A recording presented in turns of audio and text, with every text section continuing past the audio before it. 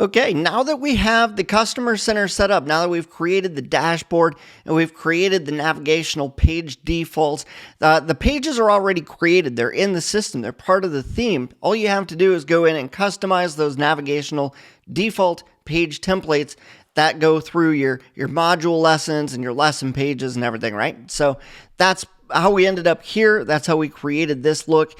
And then once you go into a page, you've got this is a course, basically a course. We've created a custom dashboard for this course. I'll show you how to do that here in a minute. And then you've got your modules, and then you've got lessons. So you got your modules and then you have your lessons. This is using navigation primarily with the sidebar navigation element.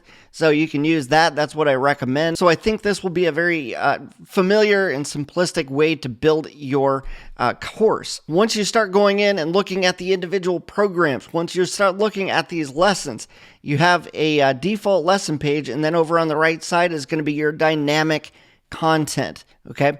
So you've got your module, you have your course, then you've got your modules, and then you've got your lessons, okay?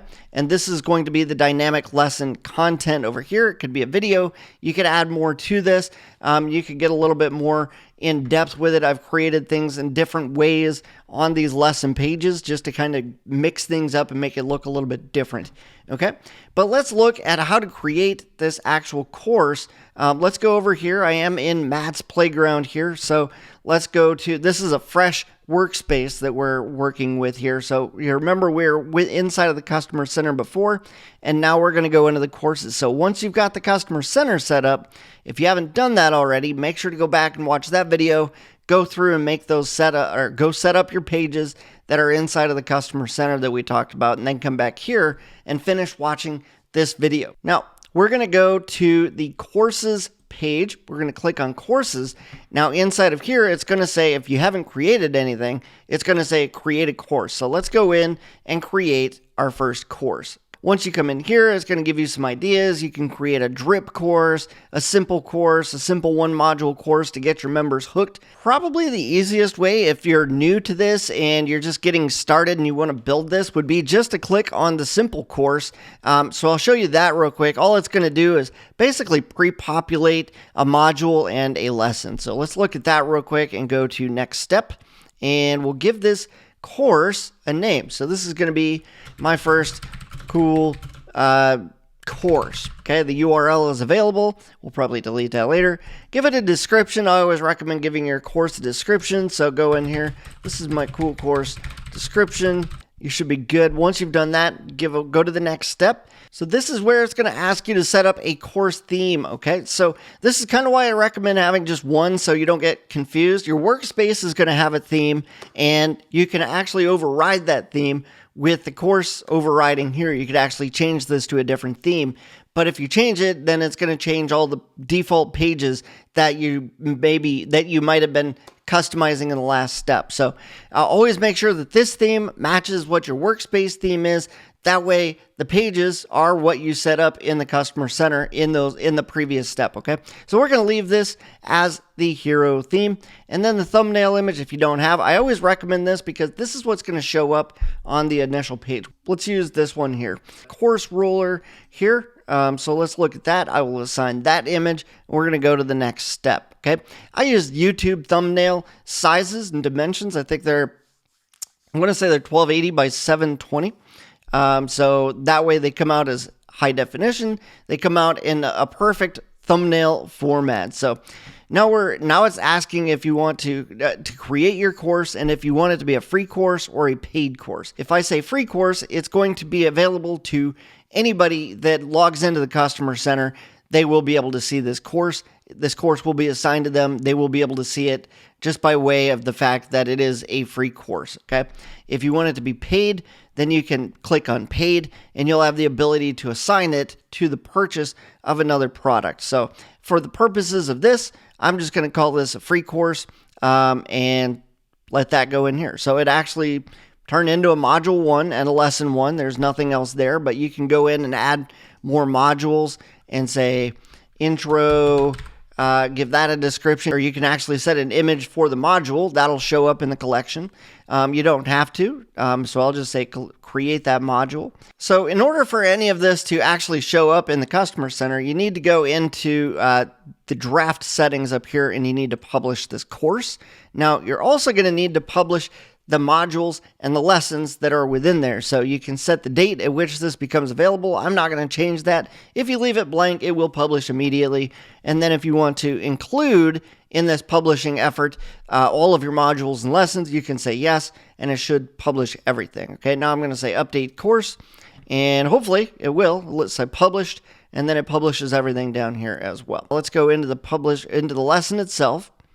And we will give it you can give it a name, you can give it a description. Once we're in here, we can go in and create a full page. This is the content that will be inside of the lesson. So we can come in here and create what we want that to look like. We can create a new headline up at the top. It looks like there's a little bit of background color in that section, so we can either leave that or we can, looks like I kind of see it there, but it looks really, really faint. So let's say the background. Okay, when I set background, it actually made it solid white there. So we could set that, or we can come in here and set an image, or we could set a video or a video pop-up or a video like that, which is normally what I would do. So I'm going to get rid of this here, and that's going to be my content. Okay. If you want to add those or next lesson or previous lessons that we talked about, that is the CF Pro Tools add-on. You can go to cfprotools.com, get an account, and pick up those and make those work. Those will be added at the actual template level, not at the lesson level. Okay. So let's do this. Let's save the changes. Technically, I know this is really generic and real simplistic, but you should be able to see what the actual lessons look like now. Okay, inside of the Customer Center, let's make one quick change to the actual course collection there, and we're going to come down here to the link action or URL. So you're going to want to link to your courses, right? So what we're going to do is we're going to click on that, and then we're going to come down on the image or on the link, whatever links you want to go to your actual course. You're going to come down to the link action or URL, and you're going to do a double curly brace and go to course.url, not title. You're going to go to course.url, and you can say to open in the same window, or if you want to open up a lot of tabs, you can say open in a new tab like that. Okay.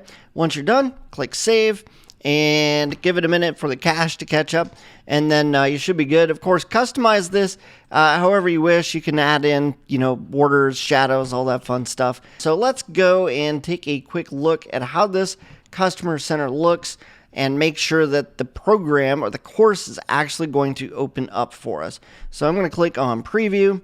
Now we're at our Customer Center homepage, and we can see all of our courses, and you can click on that and it will take you into the actual course, which is good.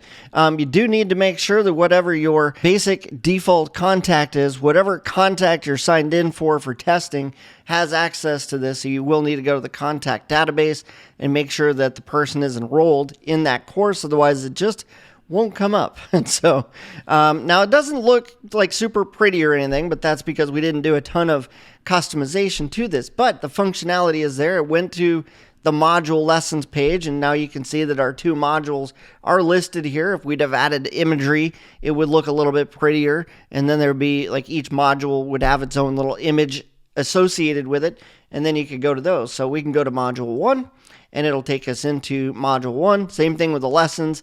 The lessons with the lesson selection could have images associated with those, and then you can go to the actual lesson itself, and then it takes you to the lesson itself where all of the content is here. There was a video and then some dynamic lessons down here, but we did not have anything added into it. So all we're seeing is the basic lesson template basically. But once we started filling this out, we would have a pretty nice looking page, and it would start looking like this. So, I mean, we took the time to go through this and set each one of these up. So we have the dashboard, we have the module. Actually, the module would be this page here, which basically just redirects everybody back to here where you would select one of the lessons, and then you have a lesson page with dynamic lesson content over here on the right.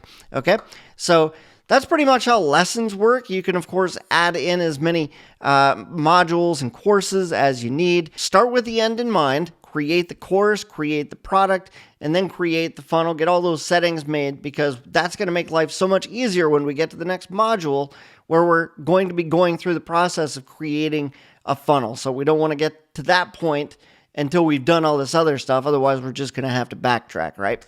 Okay, hopefully this all helps. Hopefully this makes sense. If you have questions, reach out to us or reach out to ClickFunnels. We'll do our best to help, okay?